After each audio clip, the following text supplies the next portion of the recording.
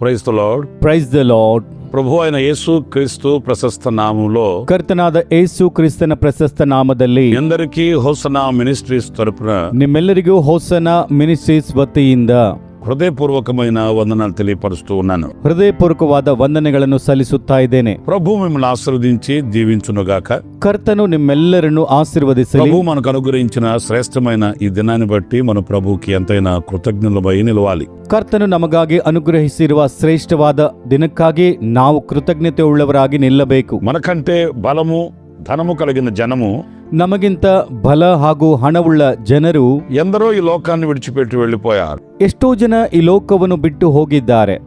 అభాగ్యులమైనప్పటికీ కూడా ಅಭಾಗ್ಯರಾದ್ರೂ ಕೂಡ సజీవుల దేశంలో సజీవునిగా ప్రభు మనల్ని ఉంచాడు. ಜೀವವುಳ್ಳ ದೇಶದಲ್ಲಿ ಜೀವಿತರನ್ನಾಗಿ ನಮ್ಮನ್ನು ಆತನ ಇಟ್ಟಿದ್ದಾನೆ. అందుకు మనం ఎంతైనా కూడా కృతజ్ఞులం. ಅದಕ್ಕಾಗಿ ನಾವೆಷ್ಟಾದರೂ ಕೃತಜ್ಞತೆ ಉಳ್ಳವರು. ప్రియులారా, పరిశుద్ధ గ్రంథంలో నుంచి ಪ್ರಿಯರೇ, ಪರಿಶುದ್ಧ ಗ್ರಂಥದಿಂದ ఓ చక్కటి జీవిత అనుభవాన్ని ఈ పూట మనం ధ్యానిద్దాం. ಒಂದು ಒಳ್ಳೆಯ ಜೀವನದ ಅನುಭವವನ್ನು ಇದನ್ನ ಧ್ಯಾನ ಮಾಡಿಕೊಳ್ಳೋಣ. అతను ఎవరు అనంటే ಆತನು ಯಾರು ಅಂತಂದ್ರೆ అబ్రహామును గురించి కొన్ని విషయాలు ఈ పూట మనం ధ్యానించాలి. ಅಬ್ರಹಾಮನ ಕುರಿತಾಗಿ ಈ ಹೊತ್ತು ಕೆಲವು ವಿಷಯಗಳನ್ನು ಧ್ಯಾನ ಮಾಡಬೇಕು. ఎందుకంటే ಯಾಕೆಂದ್ರೆ ఆశీర్వాదాలు పొందుకున్న వ్యక్తుల్లో ಆಶೀರ್ವಾದ ಹೊಂದಿಕೊಂಡಿರುವ ವ್ಯಕ್ತಿಗಳಲ್ಲಿ మొదటి వ్యక్తిగా అబ్రహాం కనిపిస్తాడు. ಮೊದಲನೇ ವ್ಯಕ್ತಿಯಾಗಿ ಅಬ್ರಹಾಮನು ಕಾಣಿಸ್ತಾನೆ. ఎందుకు ఆశీర్వదించబడ్డాడు అబ్రహాము? ಅಬ್ರಹಾಮನು ಯಾಕೆ ಆಶೀರ್ವಾದವನ್ನು ಹೊಂದಿದ್ದಾನೆ? ఆకాశ నక్షత్రాల వలె, సముద్ర తీరమునందలి ఇసుక రేణువుల వలె ఎలా దీవించబడ్డాడు? ಆಕಾಶದ ನಕ್ಷತ್ರಗಳಂತೆ ಸಮುದ್ರ ದಡದಲ್ಲಿರುವಂತ ಮರಳಿನಂತೆ ಹೇಗೆ ಆಶೀರ್ವಾದ ಹೊಂದಿದ್ದಾನೆ? అబ్రహాములో కొన్ని మంచి ఆధ్యాత్మికమైన లక్షణాలు దాచబడి ఉన్నాయి. ಅಬ್ರಹಾಮನಲ್ಲಿ ಕೆಲವು ಒಳ್ಳೆ ಆಧ್ಯಾತ್ಮಿಕ ಲಕ್ಷಣಗಳು ಕಂಡು ಬರ್ತವೆ. అవే ఈ పూట మనం ధ్యానించాలి. ಅವುಗಳನ್ನೇ ಈ ಹೊತ್ತು ನಾವು ಧ್ಯಾನ ಮಾಡಬೇಕು. ఏంటి ఈ అబ్రహాములో ఉన్న చక్కటి గుణ లక్షణాలు? ಏನು ಈ ಅಬ್ರಹಾಮನಲ್ಲಿರುವಂತ ಒಳ್ಳೆಯ ಗುಣಲಕ್ಷಣಗಳು? చూడండి, పరిశుద్ధ గ్రంథంలో చక్కటి మాట నేను మీకు చూపిస్తాను. ನೋಡಿರಿ, ಪರಿಶುದ್ಧ ಗ್ರಂಥದಲ್ಲಿ ನಾನು ಒಳ್ಳೆ ಮಾತನ್ನು ತೋರಿಸುತ್ತೇನೆ. అపోస్తుల కార్యాల గ్రంథం ಅಪೊಸ್ತಲರ ಕೃತ್ಯಗಳು 7వ అధ్యాయం 7ನೇ ಅಧ್ಯಾಯ 2వ వాక్యాన్ని నేను చదువుతున్నానండి. 2ನೇ ವಾಕ್ಯವನ್ನು ನಾನು ಓದ್ತಾ ಇದ್ದೇನೆ. అందుకు స్టెఫను చెప్పినదేమనగా, సహోదరులారా, తండ్రులారా, వినుడి. మన పితరుడైన అబ్రహాము హారానులో కాపురం ఉండక మునుపు మెసొపొతేమియాలో ఉన్నప్పుడు మహిమగల దేవుడు అతనికి ప్రత్యక్షమై. ಅದಕ್ಕವನು, ಜನರೇ, ಸಹೋದರರೇ, ತಂದೆಗಳೇ, ಕಿವಿಗೊಡಿರಿ. ನಮ್ಮ ತಂದೆಯಾದ ಅಬ್ರಹಾಮನು ಖಾರಾನಿನಲ್ಲಿ ವಾಸ ಮಾಡೋದಕ್ಕಿಂತ ಮುಂಚೆ ಅವನು ಮೆಸೊಪೊತಾಮ್ಯದಲ್ಲಿದ್ದಾಗ ಮಹಿಮೆಯುಳ್ಳ ದೇವರು ಪ್ರತ್ಯಕ್ಷನಾಗಿ. అబ్రహాము దేవుని ప్రత్యక్షత కలిగిన వ్యక్తిగా మనకు కనిపిస్తాడు. ಅಬ್ರಹಾಮನು ದೇವರ ಪ್ರತ್ಯಕ್ಷತೆ ಉಳ್ಳವನಾಗಿ ನಮಗೆ ಕಾಣಿಸ್ತಾನೆ. ఈ రోజున అనేక మంది ಇದನ್ನ ಅನೇಕರು ఈ దైవ ప్రత్యక్షతకు దూరంగా ఉంటున్నారండి. ಈ ದೈವ ಪ್ರತ್ಯಕ್ಷತೆಗೆ ದೂರವಾಗಿರ್ತಾ ಇದ್ದಾರೆ. ఈ దైవ ప్రత్యక్షత కలిగిన వ్యక్తి, ಈ ದೈವ ಪ್ರತ್ಯಕ್ಷತೆಯನ್ನು ಹೊಂದಿರುವಂತ ವ್ಯಕ್ತಿ నిజ దేవుని ఆరాధించగలుగుతాడు. ನಿಜ ದೇವರನ್ನು ಆರಾಧಿಸಲಿಕ್ಕೆ ಆಗ್ತದೆ. సత్య దేవునికి సరసన నిలబడగలుగుతాడు. ಸತ್ಯ ದೇವರ ಮುಂದೆ ನಿಂತುಕೊಳ್ಳಲಿಕ್ಕೆ ಆಗುತ್ತದೆ. ఈ రోజున ఆ ప్రత్యక్షత లేనందువలన ಈ ದಿನ ಆ ಪ್ರತ್ಯಕ್ಷತೆ ಇಲ್ಲದಕ್ಕಾಗಿ దేవుని విడిచి ದೇವರನ್ನು ಬಿಟ್ಟು లోకానికి చేరువగా మార్చబడి ಲೋಕಕ್ಕೆ ಸಮೀಪವಾಗಿ దేవుని మూలముగా కలిగే ప్రతి ఆశీర్వాదానికి దూరం అయిపోతున్నారండి. ದೇವರಿಂದ ಬರುವಂತ ಪ್ರತಿ ಆಶೀರ್ವಾದಕ್ಕೆ ದೂರವಾಗಿ ಬಿಡ್ತಾ ಇದ್ದಾರೆ. ప్రేమని సహోదరులారా, ಪ್ರಿಯ ಸಹೋದರರೇ, దేవుని ప్రత్యక్షత కలిగిన వ్యక్తి, ದೇವರ ಪ್ರತ್ಯಕ್ಷತೆ ಹೊಂದಿರುವ ವ್ಯಕ್ತಿ ఆ దేవునిలో ఉన్న సమస్త ఆశీర్వాదాలకు పాత్రుడవుతాడు. ಆ ದೇವರಲ್ಲಿರುವಂತ ಎಲ್ಲ ಆಶೀರ್ವಾದಕ್ಕೆ ಪಾತ್ರನಾಗ್ತಾನೆ. చూడండి, అబ్రహాం జీవితంలో కూడా మనం గమనిస్తే, ನೋಡಿರಿ, ಅಬ್ರಹಾಮನ ಜೀವನದಲ್ಲಿ ಗಮನಿಸಿದರೆ అతను సమస్తాన్ని విడిచిపెట్టి వచ్చినవాడు. ಆತನು ಎಲ್ಲವನ್ನು ಬಿಟ್ಟು ಬಂದಂತವನು. అతనికి పిత్రార్జితం కానీ, ಆತನಿಗೆ ಪಿತ್ರಾರ್ಜಿತವಾದರೂ, అతనికి చిరచరాస్తులు కానీ, ಆತನಿಗೆ ಯಾವುದೇ ಆಸ್ತಿಗಳಾದರೂ ఏవి కూడా అతని వెంట రాలేదండి. ಯಾವುದು ಕೂಡ ಆತನ ಹಿಂದೆ ಬರಲಿಲ್ಲ. అన్ని విడిచిపెట్టి వచ్చాడు. ಎಲ್ಲವನ್ನು ಬಿಟ್ಟು ಬಂದಿದ್ದಾನೆ. కానీ ಆದ್ರೆ దేవుడు అతనికి కొదువంటూ ఒక్కటి లేనంతగా ఆశీర్వదించాడు. ಏನು ಕಡಿಮೆ ಇಲ್ಲದ ಹಾಗೆ ದೇವರು ಆತನನ್ನು ಆಶೀರ್ವಾದ ಮಾಡಿದ. ఎందుకని? ಯಾಕೆ? ఇవ్వగలిగిన దేవుని ప్రత్యక్షత కలిగిన వాడు గనుక, ಕೊಡಬಲ್ಲ ದೇವರ ಪ್ರತ್ಯಕ್ಷತೆಯನ್ನು ಹೊಂದಿದ್ದಕ್ಕಾಗಿ ఆ దేవుని మూలముగా సమస్తాన్ని పొందుకోగలిగాడు. ಆ ದೇವರ ಮೂಲಕವಾಗಿ ಎಲ್ಲವನ್ನು ಹೊಂದಿಕೊಂಡ. ఈ రోజున మన వ్యక్తిగత అనుభవాలలో కూడా ಇದನ್ನ ನಮ್ಮ ವ್ಯಕ್ತಿಗತ ಅನುಭವದಲ್ಲಿ ఆ దైవ ప్రత్యక్షత మనకు కలిగినప్పుడు, ಆ ದೈವ ಪ್ರತ್ಯಕ್ಷತೆ ನಾವು ಹೊಂದಿದರೆ, ఆ దేవుని సన్నిధిలో ప్రార్థించి ఆ దేవుని మూలముగా సమస్తాన్ని కూడా మనము పొందుకోగలుగుతాం. ಆ ದೇವರ ಸನ್ನಿಧಿಯಲ್ಲಿ ಪ್ರಾರ್ಥನೆ ಮಾಡಿ ಆ ದೇವರ ಮೂಲಕ ಎಲ್ಲವನ್ನು ಹೊಂದಿಕೊಳ್ಳಲಿಕ್ಕೆ ಆಗ್ತದೆ. ఎన్నో అవసరాలు మనకున్నాయి, ಅದೆಷ್ಟೋ ಅವಶ್ಯಕತೆ ನಮಗಿವೆ, ఎన్నో అక్కర్లు మనం వెంటబడుతున్నాయి. ಎಷ್ಟೋ ಅಕ್ಕರೆಗಳು ನಮ್ಮ ಹಿಂದೆ ಇವೆ. వాటి కొరకే మనము కూడా ಅವುಗಳಿಗಾಗಿ ನಾವು ಕೂಡ రాత్రింబవళ్ళు శ్రమ పడుతున్నాం. ಹಗಲು ಇರುಳು ಶ್ರಮೆ ಪಡ್ತಾ ಇದ್ದೇವೆ. సంవత్సరాలు గడుస్తున్నాయి, ವರ್ಷಗಳು ಕಳೆಯುತ್ತಾ ಇವೆ, దినాలు తిరుగుతున్నాయి, ದಿನಗಳು ಉರುಳುತ್ತಾ ಇವೆ. కానీ మన అక్కర్లు అలాగే ఉండిపోతున్నాయి, ಆದ್ರೆ ನಮ್ಮ ಅಕ್ಕರೆ ಹಾಗೆ ನಿಂತ್ಕೊಂಡಿವೆ, మన అవసరతలు అలాగే ఉండిపోతున్నాయి. ನಮ್ಮ ಅವಶ್ಯಕತೆಗಳು ಹಾಗೆ ನಿಂತ್ಕೊಂಡಿವೆ. ఒట్టి చేతులతో దినాలు గడుపుకొనవలసిన దుస్థితికి మనం దిగజారిపోయాం. ಬರಿಗೈಯಿಂದ ದಿನಗಳನ್ನು ಕಳೆಯುವಂತ ದುಸ್ಥಿತಿಗೆ ಇಳಿಜಾರಿ ಹೋಗಿದ್ದೇವೆ. ప్రియమైన సహోదరులారా, ಪ್ರಿಯ ಸಹೋದರರೇ, మనకు దైవ ప్రత్యక్షత కలిగినప్పుడు, ನಮಗೆ ದೈವ ಪ್ರತ್ಯಕ್ಷತೆ ಉಂಟಾದಾಗ మనం తిన్నగా ఆ దేవుడిని చేరుకొని ಮೆಲ್ಲಗೆ ಆ ದೇವರನ್ನು ನಾವು ಸೇರಿಕೊಂಡು ఆయన మూలముగా కలిగే ప్రతి ఆశీర్వాదాన్ని మనం పొందుకోగలుగుతాం. ಆತನ ಮೂಲಕ ಬರುವ ಪ್ರತಿ ಆಶೀರ್ವಾದ ಹೊಂದಿಕೊಳ್ಳಲಿಕ್ಕಾಗ್ತದೆ. అబ్రహాము దీవించబడడానికి మొదటి కారణం, ಅಬ್ರಹಾಮನಿಗೆ ಆಶೀರ್ವಾದ ಬರಲಿಕ್ಕೆ ಮೊದಲನೇ ಕಾರಣ, ఆయన దైవ ప్రత్యక్షత కలిగిన వాడు. ಆತನು ದೈವ ಪ್ರತ್ಯಕ್ಷತೆ ಹೊಂದಿದಂತವನು. మరొక విషయాన్ని కూడా నేను మీతో చెప్తాను. ಇನ್ನೊಂದು ವಿಷಯವನ್ನು ಕೂಡ ನಾನು ನಿಮಗೆ ಹೇಳುತ್ತೇನೆ. దినవృత్తాంతాలు 2వ గ్రంథం ಪೂರ್ವಕಾಲ ವೃತ್ತಾಂತ 2ನೇ ಗ್ರಂಥ 20వ అధ్యాయం 20ನೇ ಅಧ್ಯಾಯ 7వ వాక్యంలో మనం గమనించినప్పుడు, 7ನೇ ವಾಕ್ಯದಲ್ಲಿ ಗಮನಿಸುವುದಾದ್ರೆ, నీ జనులైన ఇశ్రాయేలీయుల ఎదుట నుండి ఈ దేశపు కాపురస్తులను త్రోలివేసి నీ స్నేహితుడైన అబ్రహాము యొక్క సంతతికి దీనిని శాశ్వతముగా నిచ్చిన మా దేవుడవు నీవే. ನೀನು ನಿನ್ನ ಜನವಾದ ಇಸ್ರಾಯೇಲಿನ ಎದುರಿನಿಂದ ಈ ದೇಶದ ನಿವಾಸಿಗಳನ್ನು ಓಡಿಸಿಬಿಟ್ಟು ಅದನ್ನು ನಿನ್ನ ಸ್ನೇಹಿತನಾದ ಅಬ್ರಹಾಮನ ಸಂತತಿಗೆ ಎಂದೆಂದಿಗೂ ಕೊಟ್ಟ ನೀನು ನಮ್ಮ ದೇವರಲ್ಲವೋ. దేవునితో స్నేహం చేసిన వ్యక్తిగా అబ్రహాం కనిపిస్తాడండి. ದೇವರೊಂದಿಗೆ ಸ್ನೇಹ ಮಾಡಿರುವಂತ ವ್ಯಕ್ತಿಯಾಗಿ ಅಬ್ರಹಾಮನು ಕಾಣಿಸುತ್ತಾನೆ. లోకంలో మనకు కొందరు స్నేహితులు ఉంటారండి. ಲೋಕದಲ್ಲಿ ಕೆಲವರು ನಮಗೆ ಸ್ನೇಹಿತರು ಇರ್ತಾರೆ. మనకు నచ్చిన వాళ్ళు, మెచ్చిన వాళ్ళు, మన రక్త సంబంధికులైన వాళ్ళు, ನಮಗೆ ಇಷ್ಟವಾದಂತವರು, ಮೆಚ್ಚುಗೆಯಾದಂತವರು, ನಮ್ಮ ರಕ್ತ ಸಂಬಂಧಿಕರು ಕೂಡ. వీళ్ళతో మనకు స్నేహ సంబంధాలు ఉంటాయి. ಇವರೊಂದಿಗೆ ನಮಗೆ ಸ್ನೇಹ ಸಂಬಂಧಗಳಿರ್ತವೆ. ప్రియమైన సహోదరులారా, ಪ್ರಿಯ ಸಹೋದರರೇ, ఆశ్చర్యమైన సంగతి ఏంటంటే, ಆಶ್ಚರ್ಯವಾದ ವಿಷಯ ಏನಂದ್ರೆ, దేవునితో ఒక వ్యక్తి సహవాసం కలిగి ఉండడం, ದೇವರೊಂದಿಗೆ ಒಬ್ಬ ವ್ಯಕ್ತಿ ಸಹವಾಸವನ್ನು ಹೊಂದಿರುವುದು, దేవునితో ఒక వ్యక్తి స్నేహభావం కలిగి అడుగులు వేయడం, ದೇವರೊಂದಿಗೆ ಒಬ್ಬ ವ್ಯಕ್ತಿ ಸ್ನೇಹ ಭಾವದಿಂದ ಹೆಜ್ಜೆಗಳನ್ನು ಹಾಕುವುದು. సొదొమ గొమొర్రా పట్టణాన్ని ఆయన కాల్చివేయాలి అనుకున్నాడు. ಸೊದೊಮ ಗೊಮೊರ ಪಟ್ಟಣವನ್ನು ಆತನು ಸುಟ್ಟು ಬಿಡಬೇಕು ಅಂತ ಅಂದ್ಕೊಂಡ. ఆ పట్టణ ప్రజల యొక్క హేయమైన క్రియలు ఆయనకి వేదనను కలిగించాయి. ಆ ಪಟ್ಟಣದಲ್ಲಿರುವಂತಹ ಪ್ರಜೆಗಳ ಕೆಟ್ಟ ಕ್ರಿಯೆಗಳಿಂದ ಆತನ ಮನಸ್ಸಿಗೆ ನೋವು ಉಂಟಾಯಿತು. ఆ సంగతి తన స్నేహితుడైన అబ్రహాముకి చెప్పకుండా ఎలా దాచగలను అని దేవుడు అనుకున్నాడంట. ಆ ವಿಷಯ ತನ್ನ ಸ್ನೇಹಿತನಾದ ಅಬ್ರಹಾಮನೊಂದಿಗೆ ಹೇಳದೆ ನಾನು ಹೇಗೆ ಬಚ್ಚಿಡಬೇಕು ಅಂತ ಅಂದ್ಕೊಂಡಂತೆ. ప్రియులారా, చూడండి, దేవుడితో ఒక వ్యక్తి సహవాసం కలిగి ఉన్నప్పుడు, ಪ್ರಿಯರೇ ನೋಡಿರಿ, ದೇವರೊಂದಿಗೆ ಒಬ್ಬ ವ್ಯಕ್ತಿ ಸಹವಾಸವನ್ನು ಹೊಂದಿರಬೇಕಾದ್ರೆ దేవుని మనసులోని ప్రతి విషయాన్ని తెలుసుకోగలుగుతామండి. ದೇವರ ಮನಸ್ಸಲ್ಲಿರುವಂತಹ ಪ್ರತಿ ವಿಷಯ ತಿಳಿದುಕೊಳ್ಳಲಿಕ್ಕೆ ಆಗ್ತದೆ. మరి ఈ రోజున మన ఫ్యూచర్ గురించి మనకున్న భయం ఏంటి? ಹಾಗಾದ್ರೆ ಇದನ್ನ ನಮ್ಮ ಫ್ಯೂಚರ್ ಕುರಿತಾಗಿ ನಮಗಿರುವಂತ ಭಯ ಏನು? రాబో దినములను గురించి మనకున్న ఆలోచనలు ఏంటి? ಮುಂಬರುವ ದಿನಗಳ ಕುರಿತಾಗಿ ನಮಗಿರುವ ಆಲೋಚನೆ ಏನು? ఎందుకు ఈ రోజున కలవరపడుతూ కన్నీళ్లతో మన జీవితాన్ని కష్టంగా భారంగా ఈడ్చుకుని వెళ్ళవలసిన దుస్థితి ఎందుకు దిగజారింది?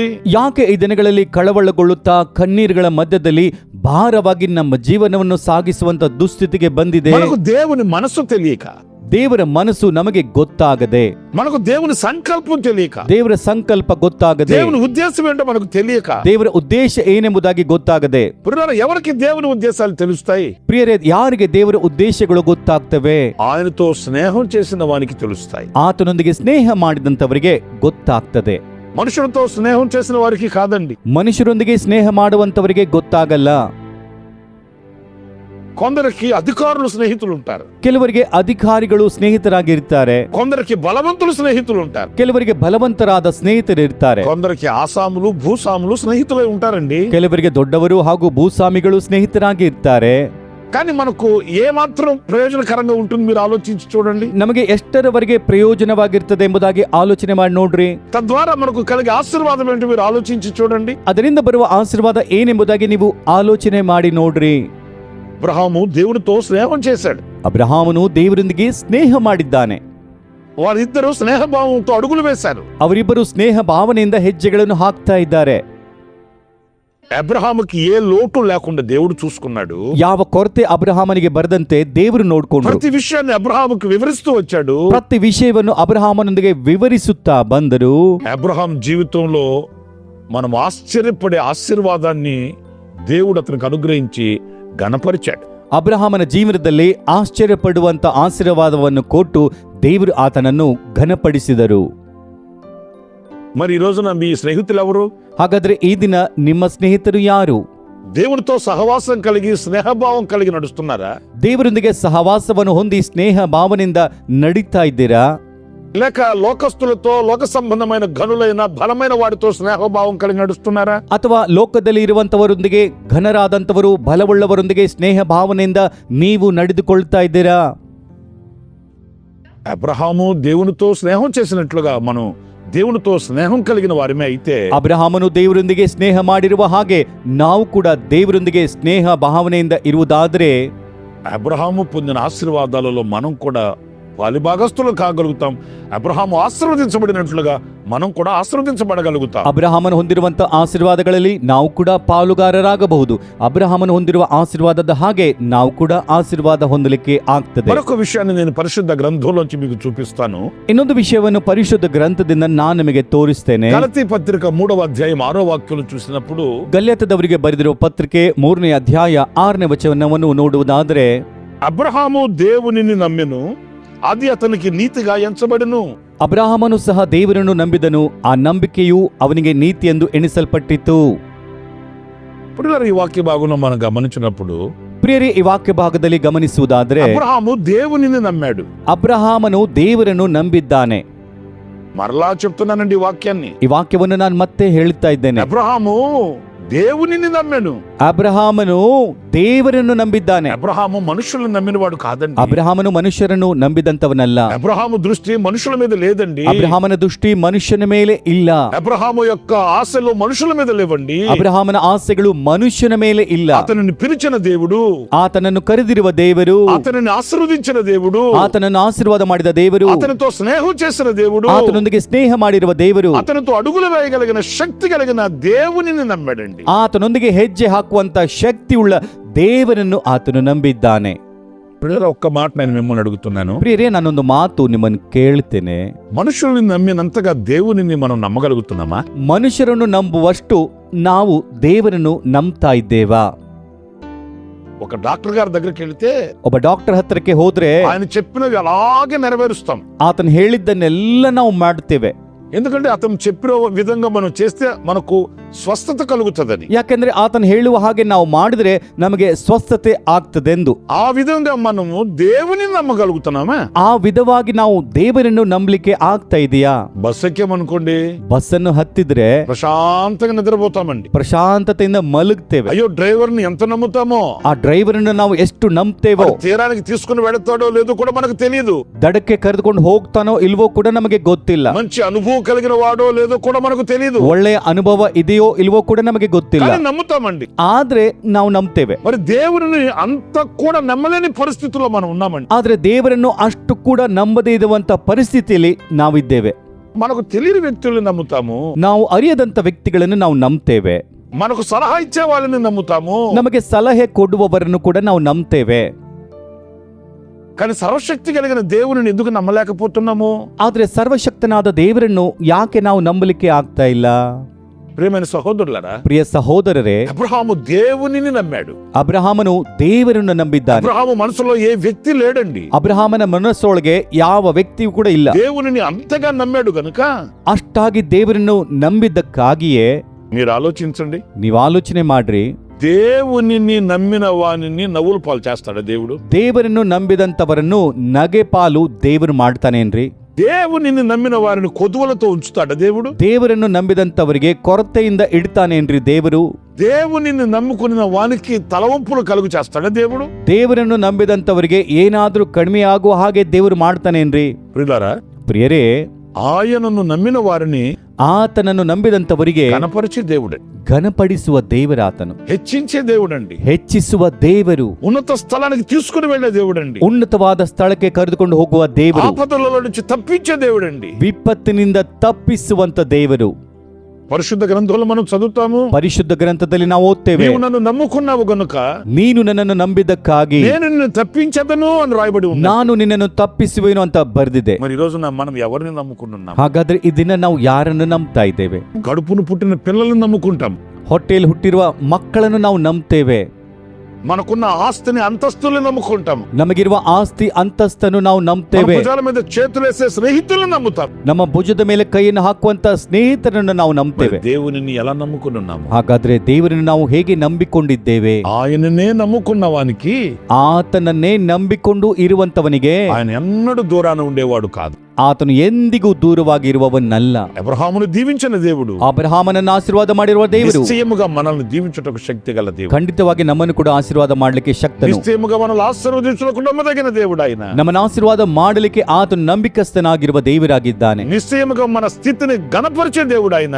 ಖಂಡಿತವಾಗಿ ನಮ್ಮ ಸ್ಥಿತಿಯನ್ನು ಘನಪಡಿಸುವ ದೇವರಾತನು. ఆ కృపగల దేవుడు ఈ మాటలు వింటున్న నిన్ను కూడా ఆయన ఆశీర్వదించి దీవించి అబ్రహాము వలె ఒక ఉన్నత స్థితికి తీసుకుని రావడానికి ఇష్టపడిన దేవుడై నీతో మాట్లాడుతున్న దేవుడు ఆయన. ಆ ಕೃಪೆಯುಳ್ಳ ದೇವರು ಈ ಮಾತನ್ನು ಕೇಳುವಂತ ನಿನ್ನನ್ನು ಕೂಡ ಒಂದು ಉನ್ನತವಾದ ಸ್ಥಿತಿಗೆ ತರುವುದಕ್ಕೆ ಆಶೀರ್ವಾದವನ್ನು ಮಾಡುವಂತ ದೇವರಾಗಿದ್ದಾನೆ.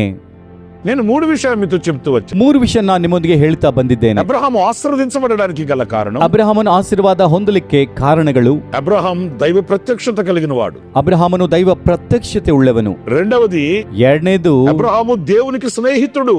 ಅಬ್ರಹಾಮನು ದೇವರಿಗೆ ಸ್ನೇಹಿತನು. మూడవది, ಮೂರನೇದು, అబ్రహాము దేవునిని నమ్మినవాడు. ಅಬ್ರಹಾಮನು ದೇವರನ್ನು ನಂಬಿದಂತವನು. ప్రియమైన సహోదరులారా, ಪ್ರಿಯ ಸಹೋದರರೇ, ఈ అనుభవాల్లోకి మీరు రాగలరా? ಇಂಥ ಅನುಭವಗಳೊಳಗೆ ನೀವು ಬರ್ಲಿಕ್ಕೆ ಆಗ್ತದ? అలాగైతే మీరు తలలో ఉంచండి, ప్రార్థన చేసుకో. ಹಾಗಾದ್ರೆ ತಲೆಯನ್ನು ಭಾಗಿಸಿರಿ, ಪ್ರಾರ್ಥನೆ ಮಾಡಿಕೊಳ್ಳೋಣ. ఆశ్చర్యకరుడైన తండ్రి, ಆಶ್ಚರ್ಯಕರನಾದ ತಂದೆ, జీవాధిపతి అయిన ప్రభువా, మీకు వందనాలు చెల్లిస్తున్నాను. ಜೀವಾಧಿಪತಿಯಾದ ತಂದೆ, ನಿನಗೆ ವಂದನೆ ಸಲ್ಲಿಸ್ತಾ ಇದ್ದೇನೆ. ఆనాడు అబ్రహాము ఆశీర్వదించబడ్డాడు, ಆ ದಿನ ಅಬ್ರಹಾಮನು ಆಶೀರ್ವಾದ ಹೊಂದಿದ್ದಾನೆ. అబ్రహాము దీవించబడ్డాడు. నాయన, ಅಬ್ರಹಾಮನಿಗೆ ದಿವ್ಯಾಶೀರ್ವಾದ ಬಂದಿದೆ ತಂದೆ. అలాంటి దీవెన ఆశీర్వాదం మేము పొందుకోవడానికి ಅಂತ ದಿವ್ಯ ಆಶೀರ್ವಾದಗಳನ್ನು ನಾವು ಹೊಂದಬೇಕಾದ್ರೆ అబ్రహాములో ఉన్న మంచి సుగుణములను ధ్యానిస్తూ వచ్చాం. ಅಬ್ರಹಾಮನಲ್ಲಿರುವಂತ ಒಳ್ಳೆಯ ಸುಗುಣಗಳನ್ನು ಧ್ಯಾನ ಮಾಡ್ತಾ ಬಂದಿದ್ದೇವೆ. నాయన, అబ్రహాము మీ ప్రత్యక్షత కలిగి ఉన్నట్లుగా, ತಂದೆ ಅಬ್ರಹಾಮನು ನಿನ್ನ ಪ್ರತ್ಯಕ್ಷತೆಯನ್ನು ಹೊಂದಿರುವ ಹಾಗೆ, అబ్రహాము మీకు స్నేహితుడే ఉన్నట్లుగా, ಅಬ್ರಹಾಮನ್ ನಿನಗೆ ಸ್ನೇಹಿತನಾಗಿರುವ ಹಾಗೆ, అబ్రహాము మిమ్మల్ని నమ్మినట్లుగా, ಅಬ್ರಹಾಮನ್ ನಿಮ್ಮನ್ನು ನಂಬಿರುವ ಹಾಗೆ మేము కూడా అలా బ్రతకడానికి కృప చూపమని వేడుకొనుచున్నాను. ನಾವು ಕೂಡ ಹಾಗೆ ಬ್ರತಕಲಿಕ್ಕೆ ಕೃಪೆ ತೋರಿಸೆಂಬುದಾಗಿ ಬೇಡ್ಕೊಳ್ಳುತ್ತಾ ಇದ್ದೇವೆ. మేము మనుషులను నమ్మి ನಾವು ಮನುಷ್ಯರನ್ನು ನಂಬಿ అలసిపోయాం, ದಣಿದು ಹೋಗಿದ್ದೇವೆ, ఓడిపోయాం, ಸೋತು ಹೋಗಿದ್ದೇವೆ, కృంగిపోయాం. ಕುಗ್ಗಿ ಹೋಗಿದ್ದೇವೆ. ప్రభువా, ఈ వేళ మిమ్మల్ని చూసి మిమ్మల్ని నమ్ముతున్నాం. ಕರ್ತನೆ, ಇವತ್ತು ನಿಮ್ಮನ್ನು ನೋಡಿ ನಿಮ್ಮನ್ನು ನಂಬುತ್ತಾ ಇದ್ದೇವೆ. మీరే మమ్మల్ని ఆశీర్వదించమని, ನೀವೇ ನಮ್ಮನ್ನು ಆಶೀರ್ವಾದ ಮಾಡಬೇಕೆಂದು, దీవించమని, ದಿವ್ಯಾಶೀರ್ವಾದ ಮಾಡಬೇಕೆಂದು మమ్మల్ని మీ చేతులు సమర్పించుకుంటూ ನಮ್ಮನ್ನು ನಿಮ್ಮ ಕೈಗೆ ಒಪ್ಪಿಸಿಕೊಂಡು యేసు ప్రశస్త నామములు ప్రార్థించి వేడుకొనుచున్నాను తండ్రి. ಯೇಸುವಿನ ಪ್ರಶಸ್ತ ನಾಮದಲ್ಲಿ ಪ್ರಾರ್ಥನೆ ಮಾಡಿ ಬೇಡಿಕೊಳ್ಳುತ್ತಾ ಇದ್ದೇನೆ ತಂದೆ. ఆమేన్. ಆಮೇನ್. ప్రభువైన యేసుక్రీస్తు నామములో ಕರ್ತನಾದ ಯೇಸು ಕ್ರಿಸ್ತನ ನಾಮದಲ್ಲಿ మీ అందరికీ మా హోసనా మినిస్ట్రీస్ తరపున ನಿಮ್ಮೆಲ್ಲರಿಗೂ ನಮ್ಮ ಹೊಸನ ಮಿನಿಸ್ಟ್ರೀಸ್ ವತಿಯಿಂದ హృదయపూర్వకమైన వందనాలు తెలియపరుస్తున్నాను. ಹೃದಯಪೂರ್ವಕವಾದ ವಂದನೆಗಳು. ప్రియులారా, ಪ್ರಿಯರೇ, ఈ సందేశాలని ಈ ಸಂದೇಶಗಳನ್ನು మీ స్నేహితులకు, ನಿಮ್ಮ ಸ್ನೇಹಿತರಿಗೆ, మీ బంధుమిత్రులకు ನಿಮ್ಮ ಬಂಧು ಮಿತ್ರರಿಗೆ మీరు చేరవేయండి. ನೀವೆಲ್ಲ ಕಳಿಸಿರಿ. ఈ సందేశాల ద్వారా ಈ ಸಂದೇಶಗಳಿಂದ ఆధ్యాత్మికమైన ఆశీర్వాదాన్ని పొందుకోవాలని కోరుకుంటూ ಆಧ್ಯಾತ್ಮಿಕವಾದ ಆಶೀರ್ವಾದ ಹೊಂದಿಕೊಳ್ಳಬೇಕೆಂಬುದಾಗಿ ಕೋರಿ మీ అందరికీ హృదయపూర్వకమైన వందనాలు తెలియపరుస్తున్నాను. ನಿಮ್ಮೆಲ್ಲರಿಗೂ ಹೃದಯಪೂರ್ವಕವಾದ ವಂದನೆಗಳನ್ನು ಸಲ್ಲಿಸ್ತಾ ప్రభు ಇದ್ದೇನೆ. మిమ్మల్ని ఆశీర్వదించి దీవించునుగాక. ಕರ್ತನು ನಿಮ್ಮೆಲ್ಲರನ್ನು ಆಶೀರ್ವದಿಸಲಿ. ఆమేన్. ಆಮೇನ್. ಪ್ರತಿ ಶುಕ್ರವಾರ ಈ ಕೃಪಾ ವಾಕ್ಯವು ಎಂಬ ಕ್ಲುಪ್ತ ಸಂದೇಶಗಳಿಗಾಗಿ ಹಾಗೂ ಇನ್ನೂ ಹೆಚ್ಚಿನ ಆತ್ಮ ಸಂಬಂಧವಾದಂಥ ಸಂದೇಶಗಳಿಗಾಗಿ ನಮ್ಮ ಈ ಯೂಟ್ಯೂಬ್ ಚಾನೆಲ್ ಅನ್ನು ಸಬ್ಸ್ಕ್ರೈಬ್ ಮಾಡಿಕೊಳ್ಳಿರಿ. Pastor Ramesh Hosanna ministries.